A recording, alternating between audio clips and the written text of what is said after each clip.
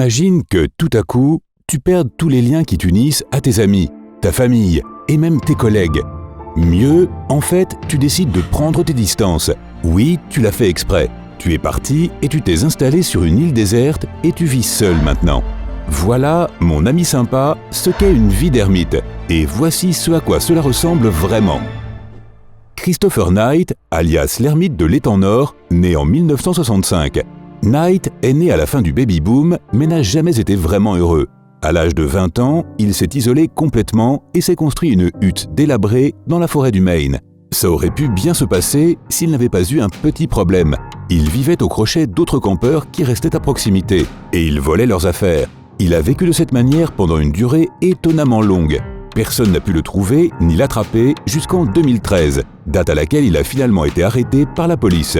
Les agents ont été choqués lorsqu'ils ont vu son campement entièrement constitué d'objets volés. Agafia Likova, née en 1944. Les parents d'Agafia ont déménagé en Sibérie en 1937 et se sont isolés du monde. 7 ans plus tard, ils ont donné naissance à leur fille et durant toute sa vie, elle n'a donc jamais été en contact avec d'autres personnes. Sa première rencontre avec un autre être humain a eu lieu dans les années 1970. Depuis le décès de son père, Karp, en 1988, Agafia vit seule dans sa ferme avec ses 2 animaux domestiques, un chat et un chien.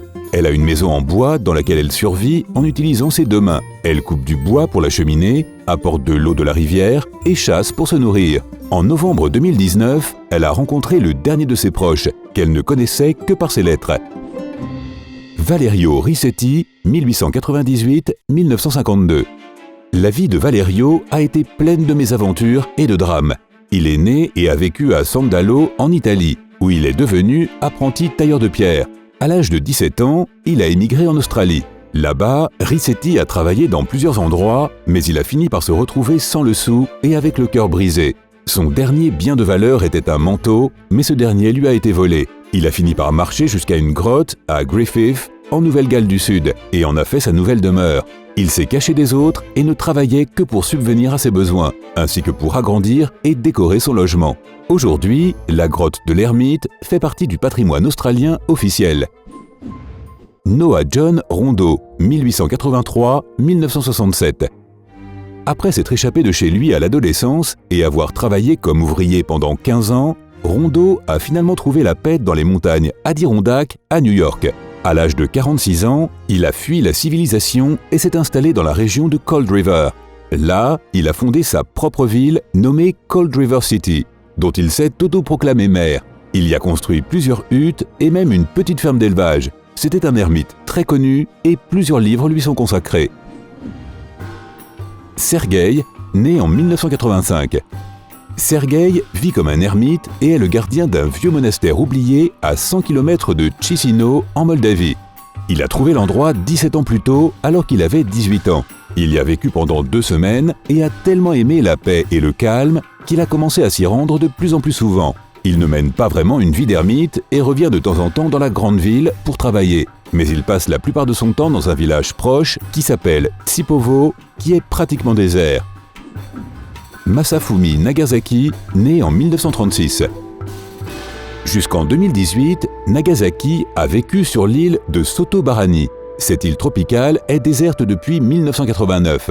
On ne sait pas grand-chose de lui avant qu'il ne décide de mener une vie d'ermite. Selon un journaliste qui a dévoilé son histoire au reste du monde, il était marié et travaillait dans une usine à Osaka, au Japon. Mais il n'a jamais vraiment aimé la grande ville. C'est pourquoi il a conçu un plan pour déménager un jour dans un endroit isolé. Et il y est arrivé. Pendant 29 ans, il a réussi à vivre sa vie libéré des liens de la civilisation. Il se promenait nu et profitait de son style de vie jusqu'à ce que malheureusement, en 2018, il a été contraint de retourner sur le continent japonais pour se soigner. Maintenant, il n'est plus autorisé à retourner sur sa belle île paradisiaque à cause de sa santé. Barry Edgar Pilcher, né en 1983. Pilcher est un poète et saxophoniste irlandais qui a vécu sur une île isolée appelée Innisfree pendant 20 ans avant de retourner en Irlande continentale en 2013. Au début, il n'était pas vraiment tout seul. Sa femme et sa fille lui ont tenu compagnie. Mais rapidement, elles n'ont plus supporté ce mode de vie solitaire et ont décidé de plutôt rendre visite de temps en temps à leur mari et père au lieu de vivre avec lui tout le temps. Ainsi, Pilcher a passé la plupart de ses journées seul et a été finalement surnommé l'homme le plus seul d'Irlande. David Glashin, né en 1945. Glashin est né en Australie et dans les années 1980, il a fait fortune en investissant en bourse. Son capital est monté jusqu'à atteindre environ 30 millions de dollars. Mais en 1987, la bourse qui lui avait tellement rapporté s'est effondrée et David a sombré avec elle. Fauché et sans échappatoire, il a eu la chance de rencontrer une femme du Zimbabwe avec laquelle il est parti vivre sur une île isolée non loin de là. Ils se sont installés ensemble.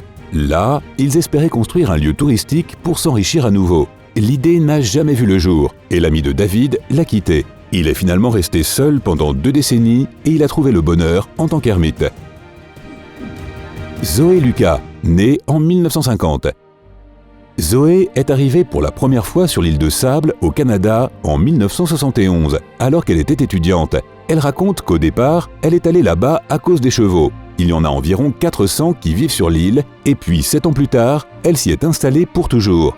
En tout, Zoé a passé plus de 40 ans complètement seule, avec seulement la compagnie des chevaux, des phoques et des oiseaux. Et elle n'a jamais été aussi heureuse. Zoé est naturaliste, et elle est très connue. Elle n'a pas besoin de chasser pour se nourrir ou de construire sa propre maison. Il reste de vieux bâtiments sur l'île qu'elle occupe, et un ferry arrive toutes les 2 semaines avec des provisions pour qu'elle puisse survivre. Arthur Leslie Darwin, 1879-1977. Cet homme a été un véritable ermite. Darwin s'est installé sur l'île de Possehomkee en 1945, où il a construit une hutte pour y rester jusqu'à la fin de ses jours. Il a fabriqué ses propres vêtements, a eu son propre petit élevage de lapins et a cultivé des légumes dans son propre jardin. Il n'avait ni eau courante, ni électricité, juste ce que la nature lui donnait. En fait, le territoire sur lequel il s'est installé appartenait au parc national des Everglades en Floride, et il a donc dû se battre devant les tribunaux pour obtenir le droit d'y rester. Finalement, il a obtenu une autorisation spéciale à vie, renonçant à ses droits sur la terre, mais étant autorisé à rester sur l'île aussi longtemps qu'il le voulait. Manfred Gnedinger, 1936-2002. On sait peu de choses sur Manfred, ou simplement l'homme, comme il aimait qu'on l'appelle, avant qu'il n'arrive dans le petit village de Camel en Espagne. Il s'est installé ici en 1964, et selon les rapports locaux, il était bien habillé et tout aussi bien éduqué. Manfred a vécu là pendant quelques années comme tous les autres, mais avec le temps, il s'est éloigné du reste des villageois pour finalement aller s'installer sur la plage. L'océan lui apportait du bois et d'autres choses qui flottaient, à partir desquelles il construisait de curieuses sculptures. Ses œuvres d'art, ainsi que son apparence, l'ont rendu assez célèbre. Willard Kitchener MacDonald, 1916-2004. MacDonald a été l'un des ermites du XXe siècle qui a vécu le plus longtemps. En 1944, il a sauté dans un train qui l'a emmené du Canada aux États-Unis et s'est installé dans une hutte isolée sur les rives du lac Gully, en Nouvelle-Écosse. Là, il a passé plus de 60 ans complètement isolé. Il vivait de la terre et écrivait des livres. Pour se distraire, il a même fabriqué une guitare. En 2003, un incendie de forêt a détruit sa maison et MacDonald a dû déménager dans une cabane construite pour lui. Peu de temps après, il s'est à nouveau enfui dans les bois et y est resté jusqu'à sa mort en 2004. Tom Leppard, 1935-2016. L'ermite le plus étrange est de loin Tom Leppard, ou l'homme léopard. Il était entièrement couvert de taches de léopard tatouées sur sa peau. Il a avoué qu'il n'avait aucun lien spirituel avec les léopards. Les taches étaient la chose la plus simple à dessiner pour les tatoueurs. Après une vie riche et mouvementée en Angleterre, il s'est installé dans une hutte isolée sur l'île de Skye en Écosse et y est resté pendant 20 ans en vivant comme un ermite. Il n'a jamais expliqué sa décision à personne, mais c'est devenu une curiosité locale. Dans les années 2000, il a reçu le titre de l'homme le plus tatoué au monde par le livre Guinness des records. Au fait, Herman's Hermits était un groupe de musique des années 60 et d'après ce que nous savons, ils n'ont jamais vécu éloignés de la civilisation. C'était juste pour mettre les choses au clair. Hey, si tu as appris quelque chose de nouveau aujourd'hui, alors donne un j'aime à cette vidéo et partage-la avec un ami. Et voici d'autres vidéos que tu devrais apprécier. Il suffit de cliquer à gauche ou à droite et de rester du côté sympa de la vie.